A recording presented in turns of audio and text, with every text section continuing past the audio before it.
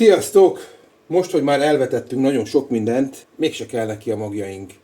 Mi lehet az oka? Erről szeretnék pár szóban röviden beszélni veletek. Kicsit elő is készültem, és hát itt van a legalapvetőbb hiba, amit el szoktunk követni, a Föld. Mert a legtöbb mag rendelkezik annyi tápanyaggal magába a magba, hogy a mag kicsírázzon, és egy ilyen szikleveles állapotig eljusson.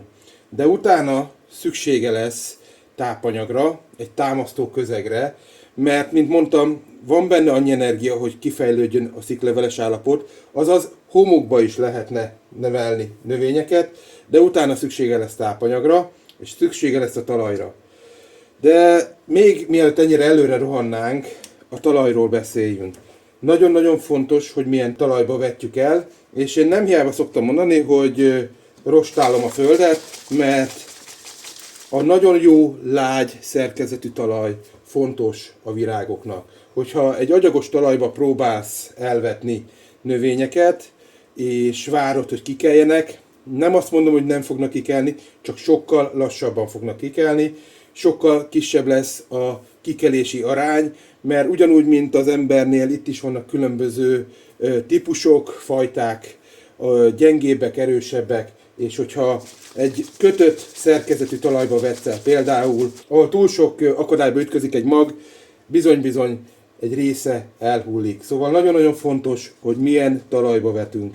És én ezért szoktam azt mondani, hogy ne vegyük a fáradtságot, és rostáljuk bele a magot a sejtálcába, cserébe, stb.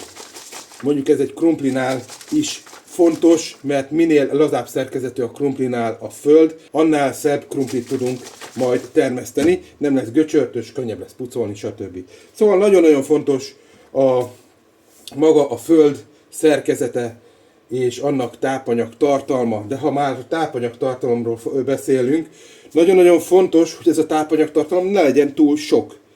Mi történik akkor, ha túl sok tápanyag van egy földbe? Akkor a növény elkezd levelesedni, úgy, hogy a gyökere szinte ki se fejlődik, hisz alapvetően minek küzdjön, hát ott van a tápanyag a gyökér körül, és abból csak levelet fog hozni. Azaz, hogyha most mi megadjuk neki a legjobb tápanyagot, akkor nem lesz gyökérzete, nem lesz megfelelő tápanyagfelvétele, hisz ott van minden a gyökér közelébe. Ez az elején még nem probléma, de amikor kiültetett szabadföldbe, akkor egy nagyon kis gyökértettel rendelkező növényt fogsz kapni, ami nem fogja kibírni azokat a sok hatásokat, ami a természetbe rávárnak, és nagy valószínűséggel egy legyengült növényt fogsz kapni, ami későbbiekben könnyebben elkap betegségeket. Szóval beszéltünk talajszerkezetről, beszéltünk tápanyagról. A következő hiba, amit el szoktunk követni, a vetési mélység. Én azt szoktam mondani, hogy az ujjunk a legjobb mértékegység, 1 centi, 2 centi, 3 centi körülbelül. A legtöbb virágnál valahol utána lehet nézni, hogy milyen mélységig kell elvetni. Például itt van ez az uborka, itt látjátok, hogy odaírják, hogy vetési mélység 2-3 cm. Nagyon-nagyon fontos, hogy ennél mélyebbre ne vessük. 2-3 cm, 1 centi, 2 centi. Már meg is csináltuk a lyukat, ahova beletesszük a növényt, és belerakjuk, belehelyezzük, és tökéletes vetési mélysége van. De mi van akkor, hogyha felszínre kell vetni, mint mondjuk a zellert, vagy a kakukfüvet, ami mondjuk fényre csírázik. Akkor csak simán csinálunk egy kis lyukat a tetejére, és nem fedjük le, maximum egy nagyon kicsi kis, nagyon vékony réteg kis homokkal, és ide vetjük bele a magot, és itt fogjuk tartani a magoknak a jelentős részét. Ez azért kell, hogy a vízzel nem mossuk el szanaszéjjel, mondjuk egy sejtálcában nagyobb probléma, mint egy különálló cserébe. Aztán, ugyebár, hogyha ugyanezt a 2-3 centit csináltuk volna az előbb említett kakukfűvel, vagy éppen bazsalikommal, a jelentős része nem kell neki a növényeknek. Szóval nagyon figyeljünk arra, hogy milyen mélyre ültetjük, vagy milyen sekélyre ültetjük. A következő probléma az, hogy túl gondoskodunk a növényről.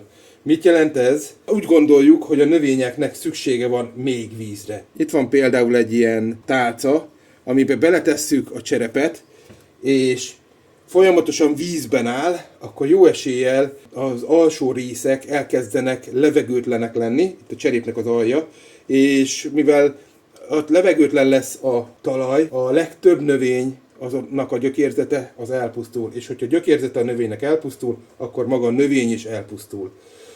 Szintén probléma szokott lenni, és megint visszatérünk az uborkás témára, a szavatossági idő. Itt általában minden, én még nem találkoztam olyan virágmaggal, vagy növénymaggal, amiben nem lett volna szavatossági idő.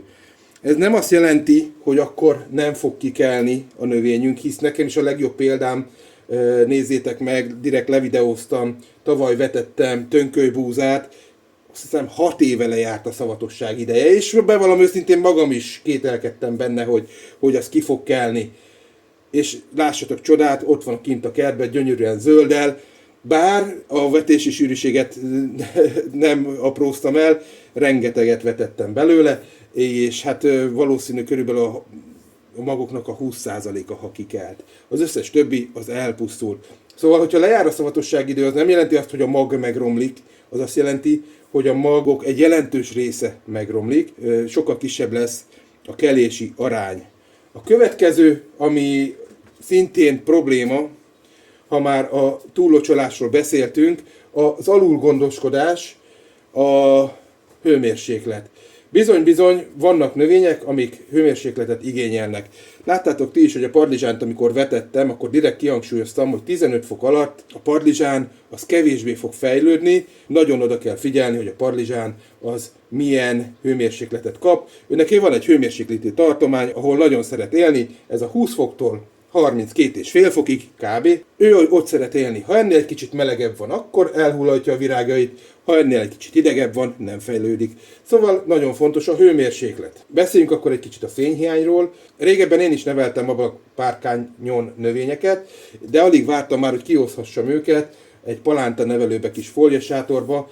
Nézzétek vissza a videóimat, nyugodtan benne vannak a múltbeli események is. Alig vártam, mert nálam az ablakpárkány szerencsés vagy szerencsétlen része, ez egyik egy kicsit keleti, a másik az egy kicsit nyugati, azaz soha nem kapott annyi napfényt a növény, amennyit igényelt volna, és mindig egy kicsit megnyúltak a palántáim. Ez egy nagyon-nagyon fontos tényező, mert hogyha megnyúlnak a palánták, akkor nagyon gyenge lesz a száruk, és amint kiteszed őket esetleg kültére, akkor nagy valószínűséggel eltörnek az első kisebb szélbe. Ezért szoktam azt mondani, hogy barátkozni kell a paprikával, meg kell egy kicsit a tetejüket simogatni, de erre is csináltam videót. Körülbelül ezek voltak azok a hibák, amiket növényel szemben el tudsz követni, hogy ne fejlődjenek ki, vagy ne olyan mennyiségű palántád legyen, amivel meg lennél elégedve, vagy amennyire szükséged lenne. Mindenkinek azt javaslom, még most is, még március közepe vége felé is fontos, hogy a palántákra odafigyeljünk, mert ez befolyásolja teljes egészében a szezonunkat, hogy mennyi növényünk, mennyi termésünk lesz. Ha az elején megadod neki a legjobbat, és odafigyelsz az igényeire, akkor nagy valószínűséggel ő ezt vissza fogja neked hálálni, majd július, augusztus, szeptemberben, amikor szüretelni fogsz. Figyeljetek oda a növényre, és plusz egy javaslat, hogyha üvegház, fóliasátor, ablakpárkány, palánta nevelőbe nevelsz, igenis kell a légmozgás, mozgassátok azt a növényt.